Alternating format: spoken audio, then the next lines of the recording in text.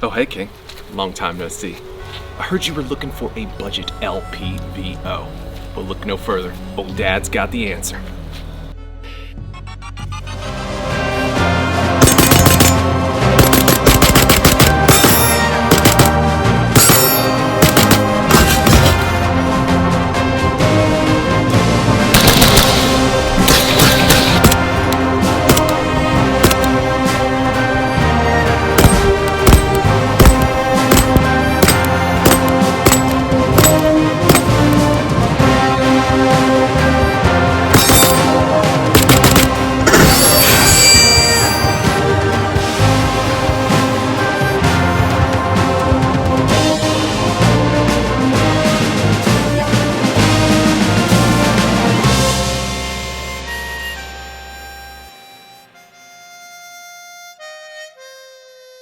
Now guys, I gotta talk about my homies, my friends here of the channel, Badlands Munitions. Based right out of Arizona here in the US of A. No foreign manufacturing here. They make quality 5.56 for plinking, match ammo, hunting, and self-defense. They make 9mm for all the same reasons. Whether you're shooting a match, whether you're shooting for self-defense, or you're just wanting to plink some steel with the homies, Badlands Munitions has you covered.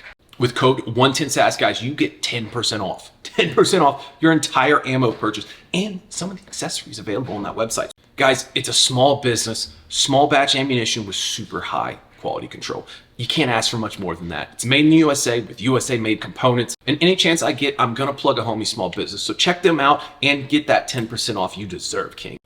Oh, you handsome devil, you. Welcome back, guys. Battle Royale, budget tier, LPVO. That's what we have in store for you guys today. A brand new mini series here to the channel. 6 episodes with one finale where all of these optics are going head to head. Guys, we have Sig Sauer, Griffin Armament, Swampfox. We have Arken optics, Vortex, and Primary Arms. Guys, all of the best budget LPVOs right around the $500 mark. All going head to head. Only one can be the absolute best. Episode number 2 is the Sig Tango MSR 128. So I'm super excited to get this one out to the range. I kind of have some high hopes from this because Sig Sauer's been around for a while and they've been making optics for quite a while too. So I'm kind of interested to see exactly what kind of performance we're going to get out of this thing. Now today, you're going to get a rundown of exactly what the Sig is all about. All of this information here is going to be very objective. To get you guys familiarized with each one of these optics, we're going to put out one episode for each one and then they all go head to head. We're going to get your eyes behind the glass of each one of these optics.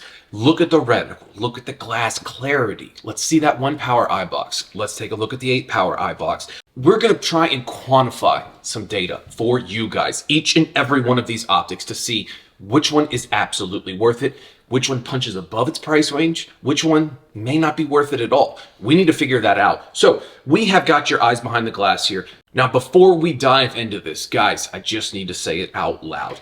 I am not one of those YouTubers who are getting $10,000 checks in the mail in exchange for a good review. That's not me. It never will be. It doesn't fit my head. Each one of these optics are going to be my opinions and my opinions alone. They aren't bought, they aren't paid for. I value you guys way too much to take money from some of these companies here. Whoever want to send me free stuff, sell out to the highest bidder.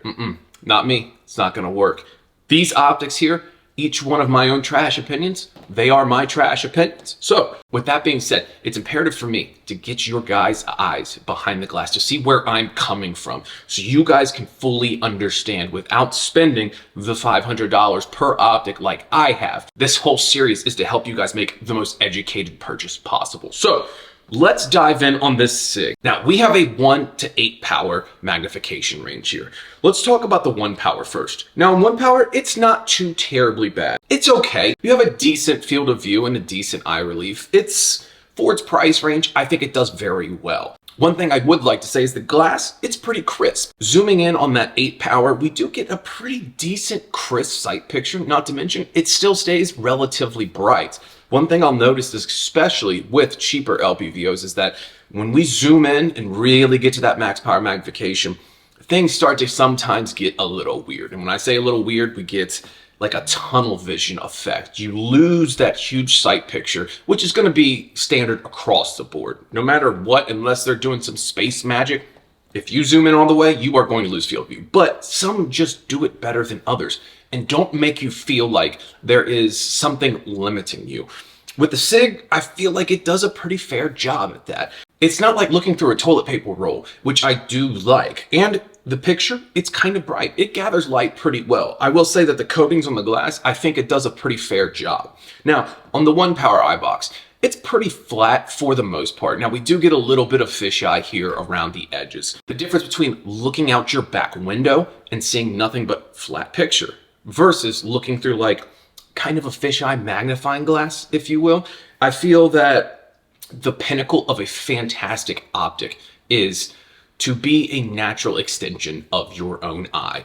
Not like, oh, I'm getting ready to shoot, but man, it's just, there's something in the way. There's something disrupting my vision. It shouldn't be like that. You should just see your reticle and see your dot, putting it on the target as if it's an extension of your own eye, pulling the trigger, rounds hit the target. That, in my opinion, is the pinnacle of a phenomenal LPVO. And Sig, they do a pretty fair job at that, especially at the price range. But here's the thing, we still have 4 more optics to cover here. So to say it's the best at that, can't quite say yet. Got a lot of R&D still to do. Now this one here is an MOA reticle. There's MIL and there's MOA. MIL and MOA are offered across the board on a lot of these optics here. And ultimately, that's just going to be the shooter's preference. If you learned MOA from a young age and that's how you learn to shoot, heck yeah, stick with it. If you learned MIL and you know how to shoot it and you excel at it, stick with it.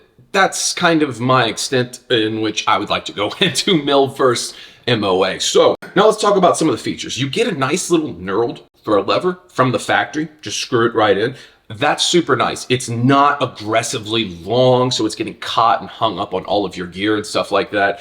It's very nice. The throw itself, it's very smooth. I would say that it's a little stiff. It'll probably loosen up over time when you go and throw it back and forth a few times down at the range, but I would say as of right now, it's definitely a little stiff, which in my opinion is kind of a plus. Now, why is that a plus? I would say so you don't bump it. So when you go and push your optic out to get ready to shoot, you're like, oh crap, I'm at 2 power? I was supposed to be at 1. Making the magnification throw a little bit more intentional is always going to be a good thing. You definitely don't want something that's just super sloppy, constantly gonna bounce back and forth between where you need it to and pushing it somewhere else. The finish on the optic is this burnt bronze kind of flat dark earth color. It's very similar to like a Vortex Razor, but just a little bit lighter. It's a color, like that's it. That's the extent of that. I think it's different and it's cool-ish, but you know, at the end of the day, it's just a color. So if you like it because of the color, heck yeah. If not, not a big deal. The performance of the optic is what is most important. Now, let's talk about the turrets of this optic because this is something I really want to discuss. The clicks are extremely audible. You can really hear these things. This camera's a few feet away and you can probably hear this. Very audible clicks. One thing I will say is that they are extraordinarily stiff. These things to turn legitimately require like muscle, and I think that's odd. I don't know if it's supposed to be like that or not, but both the windage and the elevation are extremely stiff, like to the point where you really have to grip on it and get it going. One thing I don't like about these turrets is that all of your MOA or your MIL adjustments are laser etched on the top of the turret. I don't like that. I think that's just absolutely positively silly. Why? Well, that means if you are dialing your dope, okay, so you go to your stage, you have a target at 300 yards, and the next target's 800 yards. You're going to dial your dope for that 380 yard target, that very first target, and then you're going to calculate the whole difference between 380 and your 800 yard target.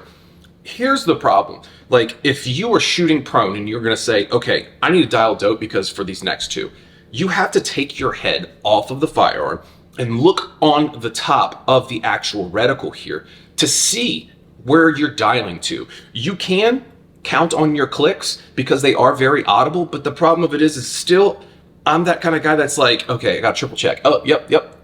Is it good? Is it good? Okay, click, yep. I don't know, maybe I'm weird. Maybe that's my turbo autism. I just like to verify, measure twice, cut once. And you can't verify that without literally pulling your head off of the firearm, losing your positive cheek weld on that. I think that's just absolutely silly. And to be quite frank with you, it makes no sense because we have the technology to put your numbers on the side of the turret where you can see them from your cheek weld on your firearm.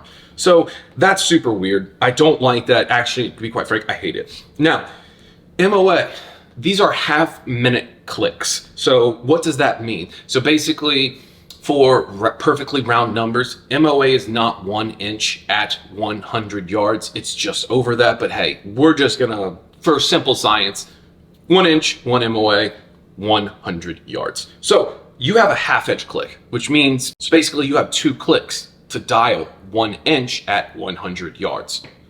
That's not very fine adjustments. I feel in 2025, there's no reason you shouldn't have quarter clicks if you shoot MOA, and especially when it comes to MIL. MIL is 0.1 mil. That is the standard, I really feel like, and it's odd to me that they decided to go with half-minute clicks. Don't know. Not the end of the world. It is an LPVO. However, an LPVO with 8 power magnification is still going to get you out to 600, 800 yards, depending, of course, on the platform and if your barrel length allows the muzzle velocity to get your round out there. I just feel like we should probably get some finer tuning on the actual turrets here. I just want quarter click. I don't know why they decided to do that. Not the end of the world, but it would be a major positive. Now your illumination. Illumination is something pretty decent. It's very bright. You desert guys, you should be able to handle this with no problem. You do have 0 through 11. There are no night vision settings. It's just 1, 2, 3, 4, 5, 6, 7, 8, 9, 10, 11, blah, blah, blah, blah, blah, so on and so forth. We actually got the Sig mount here, also with this optic. To be honest with you, it seems like a pretty decent mount. It reminds me considerably of a Badger mount. I'm not saying that they copied them off that or anything like that. It's just, yeah, it's cantilever mount, 154 height, and you have your 2 nuts to clamp it down. That's pretty nice. I enjoy that because a lot of my mounts run those 13 mil nut set screws on the optic base. So that's pretty cool. Now, as far as the reticle goes, I think for the price range, and especially being an MOA reticle, I find it to be pretty impressive. You have a decent little tactical Christmas tree here, plenty of MOA holds along with your windage. I also kind of enjoy the center horseshoe there, especially when you've got it zoomed out to 1 power magnification. Now, this is a second focal plane optic, meaning, again, the reticle, it does not change size throughout your magnification. Also means that your reticle is only going to be true at whatever you zero at, so max magnification. So if you go and take a shot with this thing at 3 magnification,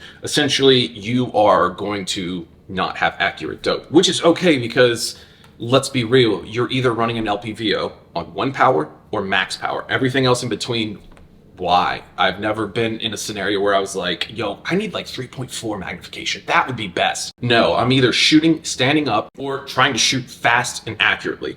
I'm going to use 1 power for that. The only time I'll ever use max magnification is if I built a stable shooting position and I have the extra 10, 5, 2 seconds to throw this magnification over, get it to max, make an accurate point of aim, and then pull the trigger. Or I just need a PID. Anything else in between that just doesn't make a ton of sense to me. So I get it. I actually like the fact that it is second focal plane because, again, I'm never going to need anything in between. Give me max power magnification or give me base power magnification. You should be able to make good, accurate hits with your carbine out to 300 yards with 1 power magnification.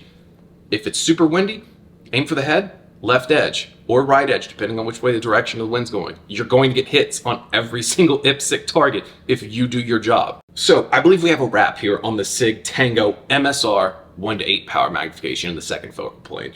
I think this optic is pretty solid. I think it's a solid choice, but here's the thing. We got to ask ourselves, is this the best choice for our budget tier LPVO?